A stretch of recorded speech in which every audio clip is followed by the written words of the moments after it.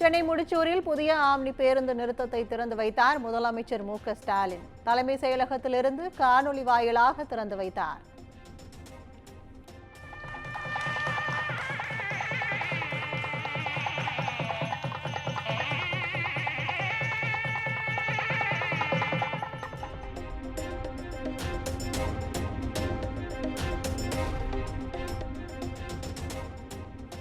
பிறப்பால் அல்ல மக்கள் தேர்ந்தெடுத்தே முதலமைச்சராகி உள்ளதாக ஆதவ் அர்ஜுனா பேச்சுக்கு உதயநிதி காட்டம்.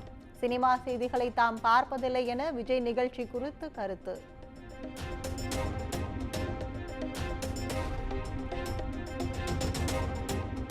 திமுக கூட்டணியுடனான நிலைப்பாட்டில் விடுதலை சிறுத்தைகள் உறுதியாக உள்ளது. அரசியல் களத்தில் தாம் தடுமாறுவதாக சிலர் பொய் பரப்புவதாகவும் திருமாவளவன் பேச்சு.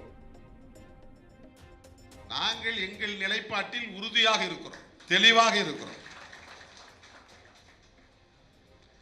நாங்கள் தெளிவாக இருக்கிற போது, உறுதியாக இருக்கிற போது நாங்கள் பதற்றப்பட வேண்டிய தேவையே இல்லை. எதை எந்த நேரத்தில் எப்படி அணுக வேண்டும் என்பது எங்களுக்கு தெரியும்.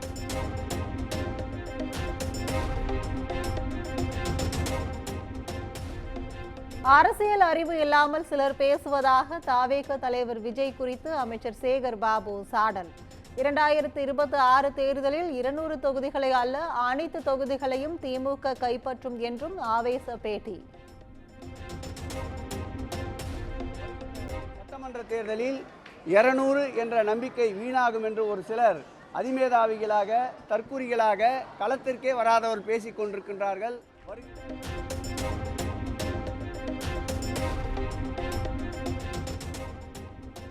இருமாப்புடன் சொல்கிறேன், 200 தொகுதிகளிலும் நிச்சயமாக வெற்றி பெறுவோம். திருச்செந்தூரில் நடந்த பொதுக்கூட்டத்தில் திமுக எம்பி கனிமொழி ஆவேசம்.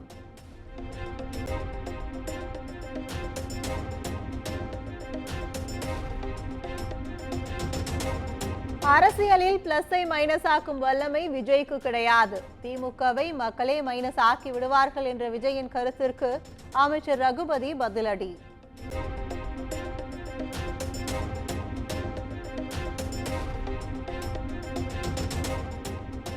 திமுகவில் வாரிசு அரசியல் கிடையாது என அமைச்சர் ரகுபதி திட்டவட்டம்.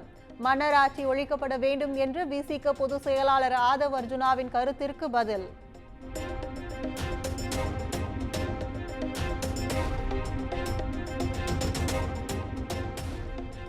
வேங்கை வயல் விவகாரத்தில் யாரையும் காப்பாற்ற வேண்டிய அவசியம் திமுகவுக்கு இல்லை என ரகுபதி காட்டம். ஆணையம் நியமிக்கப்பட்டு விசாரணை மேற்கொள்ளப்பட்டு வருவதாகவும் விளக்கம்.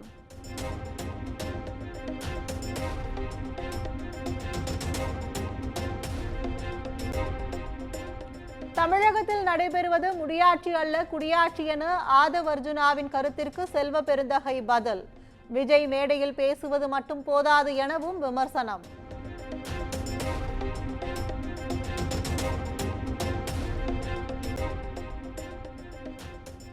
ஆதவ் அர்ஜுனாவின் நட்பு தாவேக தலைவர் விஜயின் அரசியலுக்கு நல்லதல்ல. செல்வந்தர்களின் திடீர் அரசியல் பிரவேசம் மக்களுக்கு நன்மை பயக்காது எனவும் இயக்குனர் அமீர் கருத்து.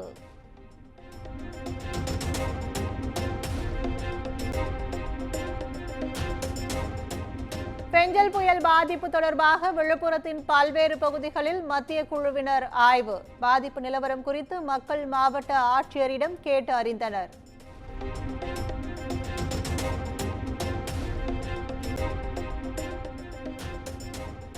கடலூரில் வெள்ள பாதிப்பு நிவாரணத்திற்காக டோக்கன் முறையாக வழங்கப்படவில்லை என மக்கள் குற்றச்சாட்டு.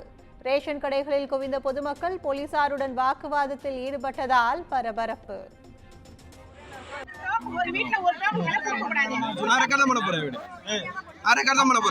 நீங்க சொல்றீங்க சொன்னது அப்படியே சொல்லுங்க. கலெக்டர் நாங்க சொல்லிக்கிறோம். ஆமா என்ன சொல்லல ஒண்ணு என்ன வேணும் உனக்கு? நீங்க சொல்லுங்க, நீங்க சொல்லுங்க என்ன வேணும் உனக்கு? இம்மானே எப்படி பேசுறீங்க? இல்லப்பா நான் அங்க உட்கார்ந்து வேலை பாரு.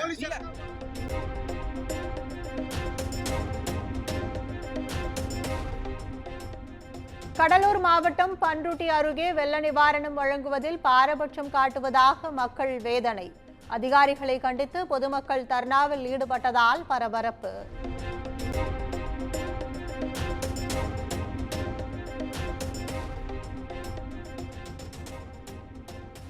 முல்லை பெரியாறு அணை ஆண்டு பராமரிப்பு பணிக்கு கேரள அரசு அனுமதி மறுத்துள்ளதாக எடப்பாடி பழனிசாமி குற்றச்சாட்டு.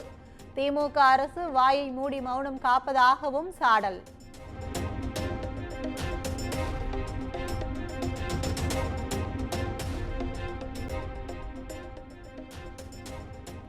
மக்கள் நலன் சார்ந்த கேள்விகளுக்கு பதில் அளிக்காமல் வழக்கு தொடர்வோம் என்ற மிரட்டலுக்கு பாஜக பயப்படாது. அதானி நிறுவனத்துடன் செய்யப்பட்ட ஒப்பந்தங்கள் செந்தில் பாலாஜி மறைக்க முயற்சிப்பதாக அண்ணாமலை குற்றச்சாட்டு.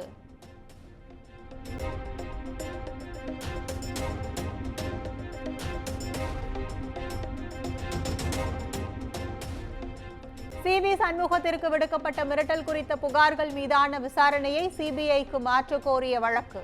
தமிழக அரசு மற்றும் சிபிஐ பதில் அளிக்க சென்னை உயர்நீதிமன்றம் உத்தரவு.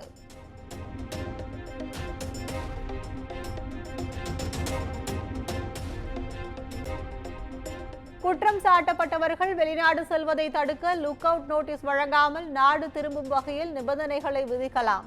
வங்கி மோசடி தொடர்பான வழக்கில் சென்னை உயர்நீதிமன்றம் உத்தரவு.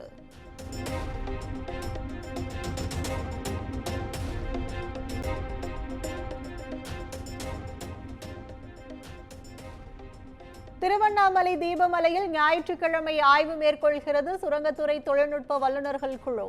நிலச்சரிவில் சிக்கி 7 பேர் உயிரிழந்த நிலையில் மண்ணின் தரம் குறித்து ஆய்வு.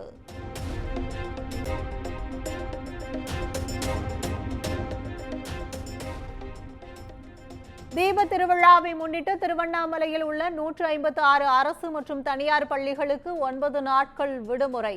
பாதுகாப்பு பணியில் ஈடுபடும் காவலர்கள் பள்ளிகளில் தங்க உள்ள நிலையில் வரும் 8ஆம் தேதி முதல் 16ஆம் தேதி வரை விடுமுறை அறிவிப்பு.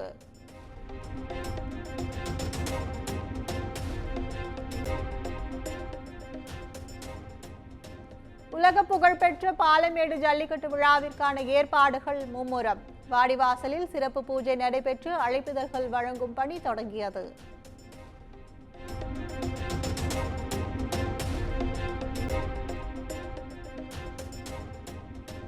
அரக்கோணம் அருகே கடன் தொல்லையால் பெற்ற மகளை தாய் விற்றுவிட்டதாக கூறப்பட்ட சம்பவத்தில் திருப்பம். 13 வயது மகளுக்கு திருமணம் செய்து வைத்துவிட்டு தப்பியோடியது விசாரணையில் அம்பலம்.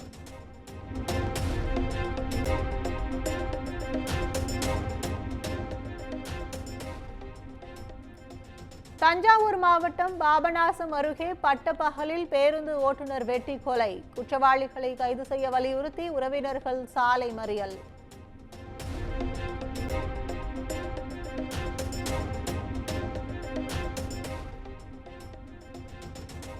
கிருஷ்ணகிரி மாவட்டம் பர்கூரில் நிகழ்ந்த சாலை விபத்தில் தாய் மகன் உயிரிழப்பு. வீட்டின் முன்பு வாகனத்தில் அமர்ந்திருந்த போது கார் மோதி நிகழ்ந்த சோகம்.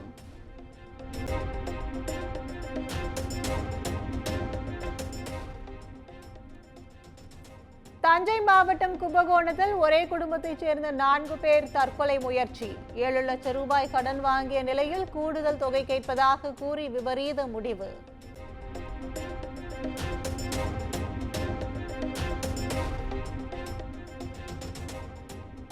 திண்டுக்கல் மாவட்டம் சானார்பட்டி அருகே குளத்தில் மூழ்கி 3 சிறுவர்கள் உயிரிழப்பு.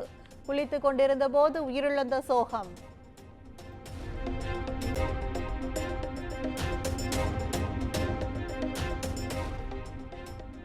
வங்கக்கடலில் உருவானது குறைந்த காற்றழுத்த தாழ்வு பகுதி. அடுத்த 24 மணி நேரத்தில் ஆழ்ந்த காற்றழுத்த தாழ்வு பகுதியாக வலுவடையும் என இந்திய வானிலை மையம் கணிப்பு.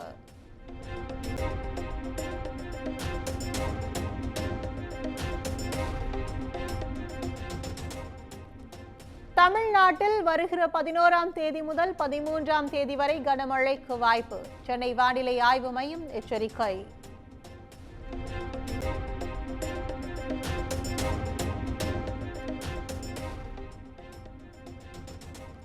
கரூர் மாவட்டம் குளித்தலை சுற்றுவட்டார பகுதிகளில் வெளுத்து வாங்கிய கனமழை. குளிர்ச்சியான சூழல் நிலவுவதால் விவசாயிகள் பொதுமக்கள் மகிழ்ச்சி.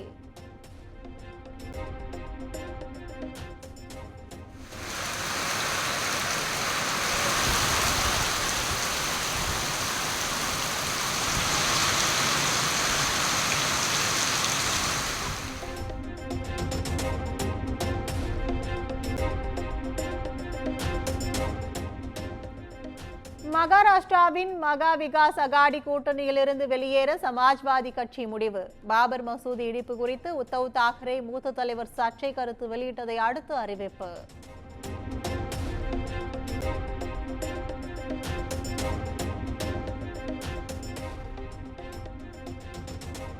ஷம்பு எல்லையில் மீண்டும் போராட்டத்திற்கு தயாராகும் விவசாயிகள். சமையல் கூடாரங்கள் அமைத்து கமகம விருந்துடன் காத்திருப்பு.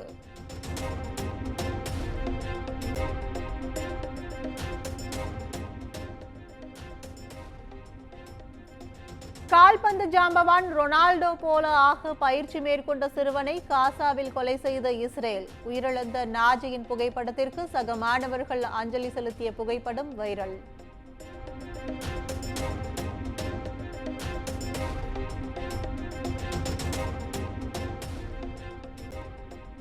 வங்கதேசத்தில் இந்துக்களுக்கு எதிரான தாக்குதல் முடிவுக்கு கொண்டு வரப்பட வேண்டும். இந்திய வம்சாவளியான அமெரிக்க பிரதிநிதிகள் சபை உறுப்பினர் கிருஷ்ணமூர்த்தி வலியுறுத்தல்.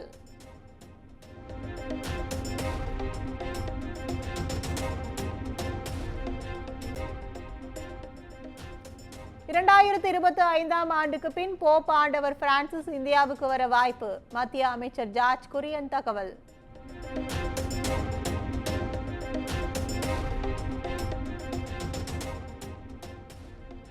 சுகுமார் இயக்கத்தில் அல்லு அர்ஜுன், ஃபகத் ஃபாசில் நடித்த புஷ்பா 2 திரைப்படம் 3 நாட்களில் 449 கோடி ரூபாய் வசூலானதாக படக்குழு அறிவிப்பு.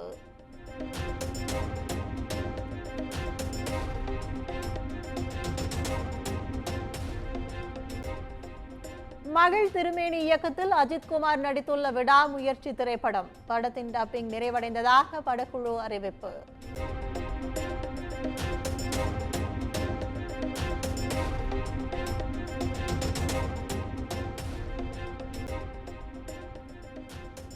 விக்ரம் நடிப்பில் உருவாகி வரும் வீரதீர சூரன் திரைப்படம் படத்தின் டீசர் வரும் 9ஆம் தேதி வெளியாகும் என அதிகாரப்பூர்வமாக அறிவித்தது படக்குழு.